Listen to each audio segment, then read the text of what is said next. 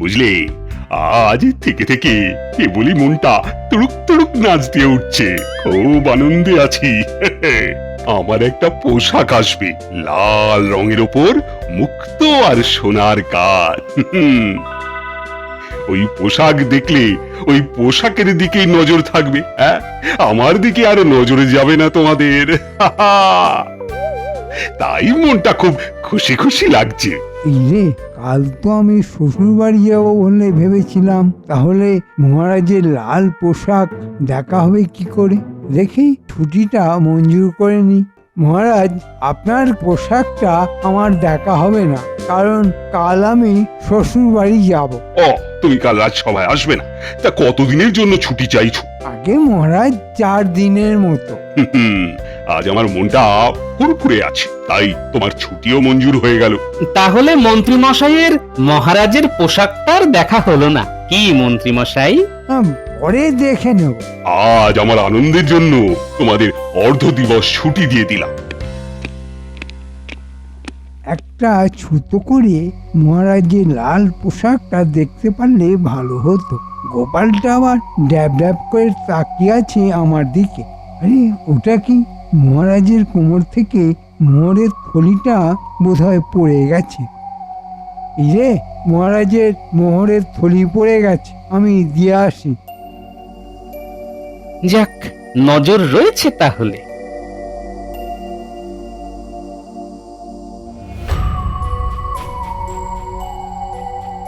মহারাজকে তো দেখছি না, কোথায় গেলেন? বিছানার ওপর লাল পোশাকটা পরে আছে। বাহ, খুব সুন্দর পোশাক। না, এই পোশাকটা ফেলে গেলেই চলবে না। আমি যে এখানে এসেছি মহারাজের কেউ দেখেনি। এখন এটা আমার, আর তার সাথে পড়ে যাওয়া মোহরের থলিটাও আমার। এখন তার রক্ষীরা নেই, এই সুযোগে পোশাকটা নিয়ে মানে মানে কেটে পড়ি। আমার যাওয়া এবং আসা কেউ লক্ষ্য করেনি। আরে, এমন জামা আমার শ্বশুরমশাই আমাকে কোনো দিনও কিনে দেবে না। এসব তো রাজ পোশাক, আমার তো ফর্সা গায়ের রং, তাই এই লাল পোশাক আমাকে ভালোই মানাবে। ওই দেখ, ওই দেখ, মন্ত্রীমশাই নিজের মনে কথা বলতে বলতে যাচ্ছে, আবার মুচকি মুচকি হাসছে। কি হলো বলতো পুটি? মন্ত্রী মশাই কি পাগল হয়ে গেলেন? হাতে কি যেন জড়ানো, বুকে চেপে ধরছে মাঝে মাঝে।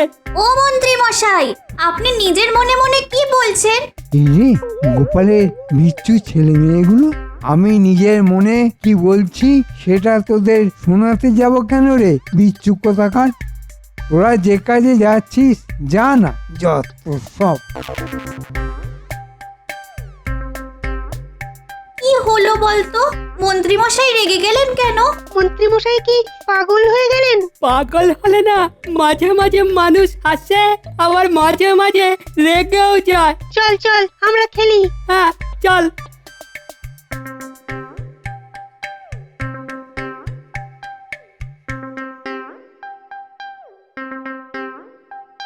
দেখো গিন্নি, কি সুন্দর একটা লাল রঙের পোশাক। বাবা, কি সুন্দর পোশাক! কিন্তু খুব দামি তো। তোমাকে এত দামি পোশাক কে দিল? উপহার, উপহার। আমাকে উপহার দিয়েছে ভালোবেসে। পরশু এই পোশাক পরে আমি শ্বশুর বাড়ি যাব। কাল রাজসভায় যাব না, কাল বাঁধা চাঁদা করতে হবে তো। ভেবেছিলাম শ্বশুর মশাইয়ের কাছ থেকে এরকম একটা পোশাক নেব। উপহার যখন পেয়েই গেলাম, তখন শ্বশুর মশাইকে আর কষ্ট দেব না। আমার বাবা তোমাকে আর কিছু দিতে পারবে না। এই বছর যাবে আর কিছু ভাগ্যে নিয়ে আসবে। নিজে তো হাতে করে একটা বট ফলও নিয়ে যাও না, কিপটে কোথাকার। এই কিপটে বলবেন না মোটে, আমি কিপটে নই। আমিও অপচয় একদম পছন্দ করি না। তুমি আমাকে যা খুশি বলতে পারো। বাবা যে বিয়ের সময় কেন খোঁজ খবর নেয়নি জানি না, আর মাস চালিয়ে গেলো। তুমি তোমার লাল পোশাক নিয়েই থাকো, আমি চললাম, আমার অনেক কাজ আছে।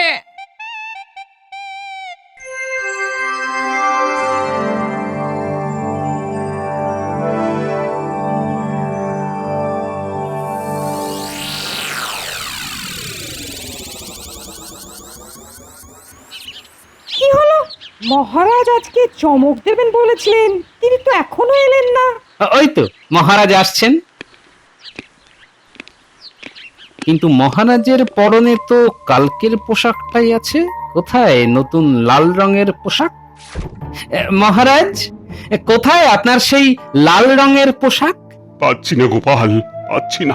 আহ, ঘর থেকে যে কোথায় গেল আমি তো বুঝতেই পারছি না। মনটা খুব খারাপ গোপাল, কাজে মন বসাতেই পারছি না। কাল আনন্দের জন্য অর্ধ দিবস ছুটি ঘোষণা করেছিলাম, আজ তাই লাল পোশাকের শোক। না না না, আমি কিছুতেই ভুলতে পারছি না গোপাল। পোশাকের রং লাল, সেটাই হলো কাল। কেমন একটা মেছো গন্ধ পাচ্ছি। কাল মহারাজের মোহরের ঝুলি নিয়ে মন্ত্রী মশাই রাজ অন্তঃপুরে গেলেন। তার পরের ঘটনাটা তো আমরা জানি না। ওখানে কোনো ঘাপলা হয়নি তো? মহারাজকে জিজ্ঞেস করি মোহরের থলির কথা।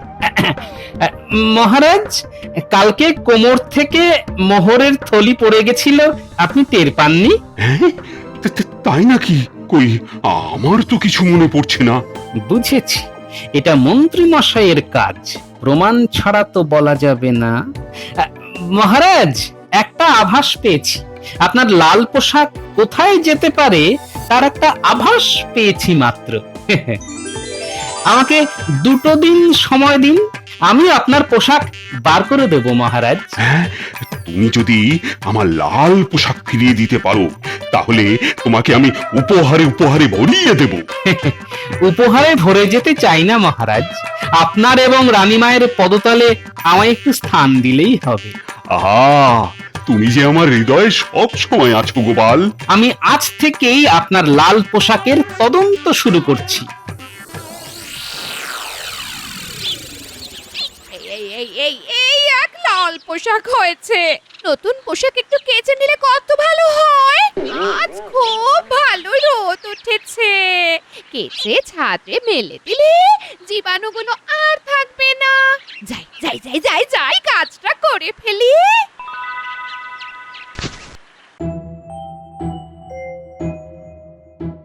একটু মন্ত্রীর বাড়ির দিকে ঢু মারি। আমার তদন্তে প্রথম সন্দেহভাজন ব্যক্তি হলেন মন্ত্রী মশাই, এবং শেষ সন্দেহভাজন ব্যক্তিটিও ওই মন্ত্রী মশাই। কি গোপাল, বাড়ি যাবে না? না বৈজ্ঞানিক, লাল পোশাকের তদন্তটা শুরু করে দিয়েছি, যার জন্য আমাকে একটু মন্ত্রী মশাইয়ের বাড়ি যেতে হবে। তোমার কি মনে হয় গোপাল, ওই লাল পোশাকটি মন্ত্রীমশাই নিয়ে চলে গেছেন? হাতে প্রমাণ নেই, তাই বলতে পারবো না। শুধু একটা কথাই বলতে পারি বৈজ্ঞানিক, সম্ভবত কাল একটা ছোট্ট ঘটনা ঘটেছে, সেইটাকে সূত্র ধরে মন্ত্রী মশাইয়ের বাড়ির কাছে যাব। হ্যাঁ, তোমার তদন্ত যেন সাফল্য পায়। ওটা সময়ের অপেক্ষা বৈজ্ঞানিক, চলি।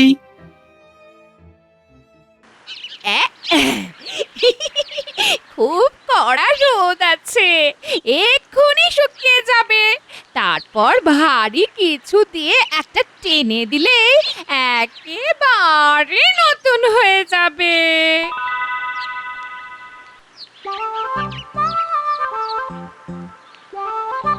কিরে, কি করছিস? খেলছি গোপাল দাদু।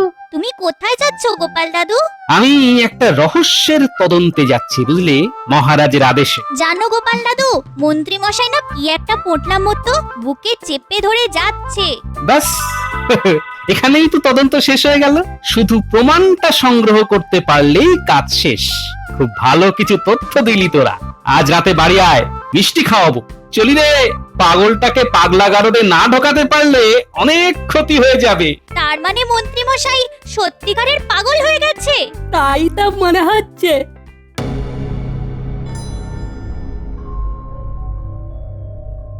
প্রমাণ তো হাতে এসে গেছে। ওই লাল রঙের পোশাক তো কখনো মন্ত্রী মশাইয়ের ঘরে দেখিনি। এ নিশ্চয়ই সেই মহারাজের লাল পোশাক।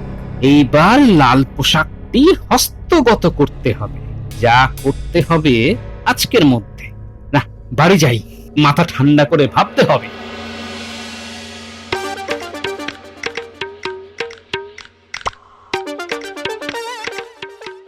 ও বাসুনলা, বলি ও বাসুনলা,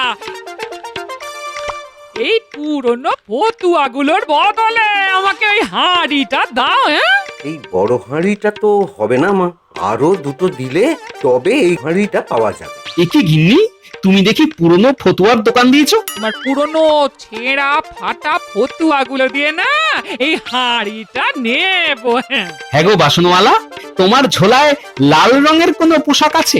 লাল রঙের পোশাক দিয়ে তুমি কি করবে? হ্যাঁ? তদন্ত চলছে গিন্নি, এখন সব বলা যাবে না। ও বাসনওয়ালা, আছে নাকি লাল রঙের পোশাক? আছে আছে গোপাল দাদা, আছে। তবে সামনের দিকটা ভালো ওই জড়ি আর পুঁতির কাজ করা, কিন্তু পেছন দিকটা ছেঁড়া। দেখাও দেখি। আমার দরকার একটা হাঁড়ির, তুমি এসে সব ঘেঁটে দিলে। আচ্ছা বেআক্কেলে লোক তুমি। হ্যাঁ, আরে গিন্নি রেগে যেও না, এই লাল রঙের পোশাকই হবে একজনের কাল। এই যে হ্যাঁ, এই গোপাল দাদা, এই দেখো, এই যে দেখো, এই হচ্ছে লাল রঙের পোশাক। বাহ বাহ বাহ বাহ বাহ বাহ, এটাই তো চাইছিলাম, পেয়েছি। দাও দাও দাও, এটা দাও, এটা দাও। হ্যাঁ, তা নাও, কিন্তু বদলে কিছু দেবে না গোপাল দাদা? ওই যে পুরনো ফতুয়া, ওইগুলো সব নিয়ে নাও, আমি এখন চললাম। মানে এ তোমার ফাটা ছেঁড়া ফতুয়া দিয়ে আমি তো হাঁড়ি নিতাম। যা চলে, এবার আমার যেদিকে দু চোখ যায় চলে যাব। দেখো দেখো না। তাহলে আমি আসি গিন্নিমা। হ্যাঁ, যাও যাও, তুমিও যাও, তোমার দু চোখ যেদিকে যায় চলে যাও। যত সব। যা বাবা।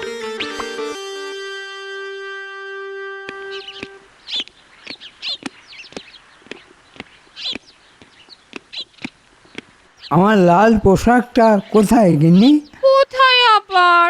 একটু কেচে ছাদে মেলে দিয়েছি। এই জন্যেই বলে সব সমস্যার আসল জট মেয়ে। তোমার কি আক্কেল বিবেচনা নেই? কি অন্যায় করেছি যে এমন ভাবে আমায় মুখ করছো?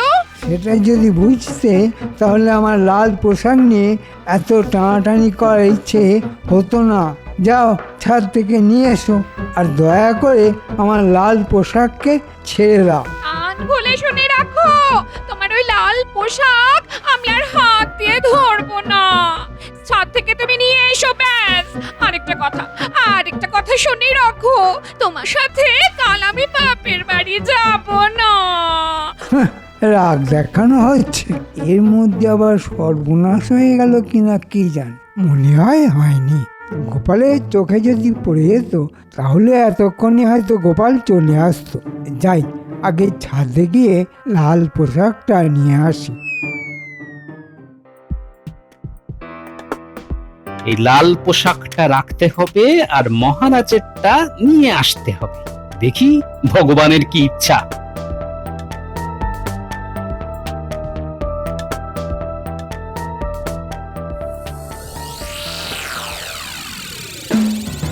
আমার 7 রাজার ধন এক মানিক, আমার ওই লাল পোশাক। আমার কতদিনের ইচ্ছে ওই রাজা সাজা।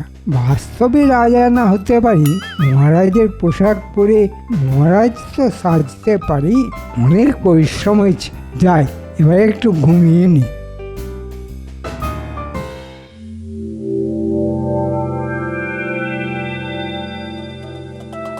না, মন্ত্রী মশাইয়ের ছাদে লাল পোশাকটা নেই, তার মানে ঘরে আছে।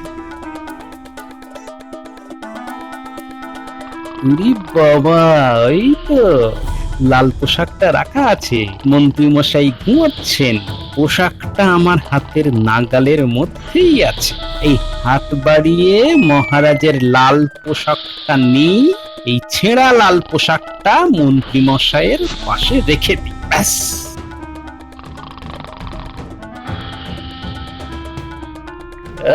কি নাক ডাকার ধুম! ডাকুন ডাকুন, মন দিয়ে নাক ডাকুন। আপনার নাক ডাকা আমার যে কি সুবিধে করে দিল।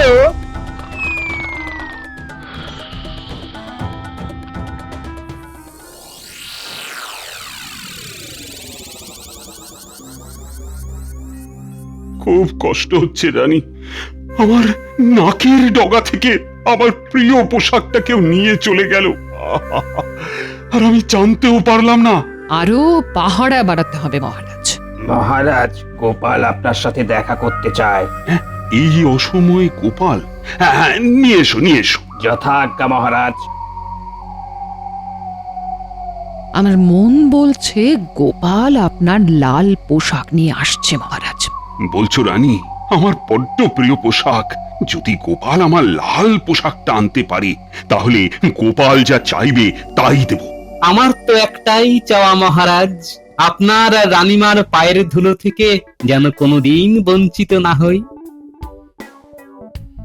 এই নিন মহারাজ আপনার লাল পোশাক। বাবা বাবা বাবা, অতি সুন্দর। তুমি তো অসাধ্য সাধন করেছো গোপাল। এই কোথা থেকে পেলে তুমি? কে কে পোশাক চোর? আর কে হতে পারে বলুন তো, আন্দাজ করুন দেখি মহারাজ। তোমার মুখ দেখে তো আমার একজনের কথাই মনে পড়ছে, ওই বেটা মন্ত্রীর মুখ। কি যথার্থই বলেছেন মহারাজ। মন্ত্রী মশাই সেদিন আপনার কোমর থেকে পড়ে যাওয়া মোহরের থলি আমার চোখের সামনে থেকে তুলে অন্তঃপুরের দিকে গেছেন, আমাকে শুনিয়ে বলেছেন, মহারাজের মোহরের থলি পড়ে গেছে, আমি দিয়ে আসি। এবার বুঝলেন তো মহারাজ, ঘরে যদি চোর থাকে তাহলে চোর ধরবেন কি করে? কাল মন্ত্রীকে এমন শাস্তি দেব যে সবাই বুঝবে মহারাজ কৃষ্ণচন্দ্র রায় কোমলে কোমল আর কঠোরে কঠোর। মহারাজ, কাল সকালে মন্ত্রী মশাইয়ের বাড়ির সামনে আমি আপনি লুকিয়ে থাকবো, দেখবেন কাল মন্ত্রী মশাইয়ের মজাটা দেখবেন। কিরকম অপদস্থ হয় লোকের কাছে। না, শুধু অপদস্থ দেখে লাভ নেই, কঠিন এবং কঠোর শাস্তি দিতে হবে।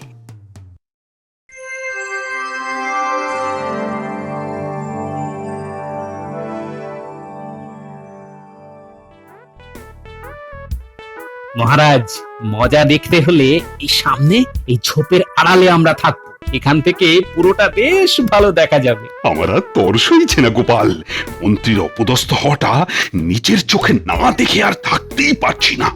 ওই দেখুন মন্ত্রী মশাই বের হচ্ছেন। আরে অবিকল আমার ওই লাল পোশাকটার মতো, এটার জোগাড় করলে কি করে গোপাল? মহারাজ, যে খায় চিনি তারে যোগান চিন্তামণি। এইবার চুপ করে রগর দেখুন, আমার বানর সেনা একেবারে প্রস্তুত আছে। ঘুম চোখে এই প্রথম শ্বশুর বাড়ি যাচ্ছি, এখনো ঘুমের রেশ কাটেনি। এই ঘুমিয়েই শ্বশুর বাড়ি পৌঁছে যাব। গিন্নি আবার আমার সঙ্গে যাবেন, ভালো, আমি একাই যাব। এই লাল জামা পরে সবাইকে দেখাতে যাব। গোপাল, মন্ত্রীর পোশাকের পিছন দিকটা তো ফাটা, পরবার সময় নজরে পড়েনি। কাল তো সারাদিন ঘুমালাম, তবু ঘুম যাচ্ছে না রে বাবা। ওই সর্বনেশে ঘুমই আপনার কাল হয়েছে, এইবার শুরু হলো মজা। এই তোরা আয়, মন্ত্রী মশাই যায়। ফাটা পোশাক, হায় আমাদের মাথা কাটা যায়।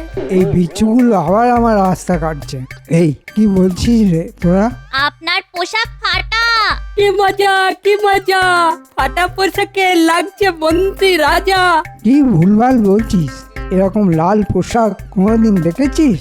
না, সত্যি মন্ত্রী মশাই, এইরকম ফাটা পোশাকে কোনো দিন দেখিনি আপনাকে। এতক্ষণে অনেকটা দূর চলে গেছে, আমি এখন থেকে ওর সাথে কোথাও যাব না, কোথাও না। ওই যে মহারাজ, গিন্নিমাও চলেছেন। দেখুক স্বামীর কীর্তিটা দেখুক একবার। এইবার জমবে মজা। আমাদের যেতে হবে মন্ত্রী গিন্নির পেছন পেছন।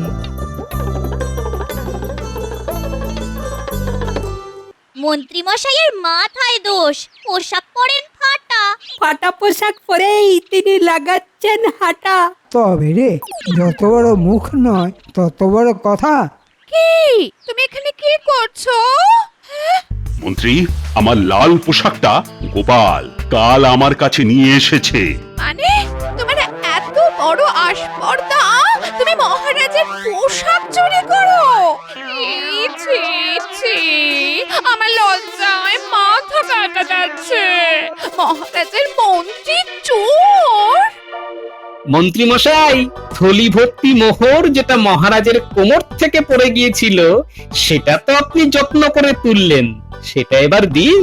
তার মানে তুমি পড়ে যাওয়া থলি মহারাজকে ফেরত দাওনি, নিজের কাছে রেখেছো। ছি, ছি, আমি এই বাপের বাড়ি চললাম, চোর মন্ত্রীর কাছে কখনো আর ফিরবো না। মহারাজ যদি ক্ষমা করেন তবেই আমি ফিরবো, আমি চললাম। মহারাজ ক্ষমা করে দিন, আর কোনোদিন এরকম করবো না। তোমাকে ক্ষমা? না না না না, আর কোনো দিনও তোমাকে ক্ষমা করব না।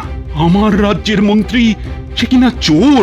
ও গোপাল, তুমি মহারাজকে একটু বলো না, মহারাজ তো তোমার কথা খুব শোনে, একটু বলো না।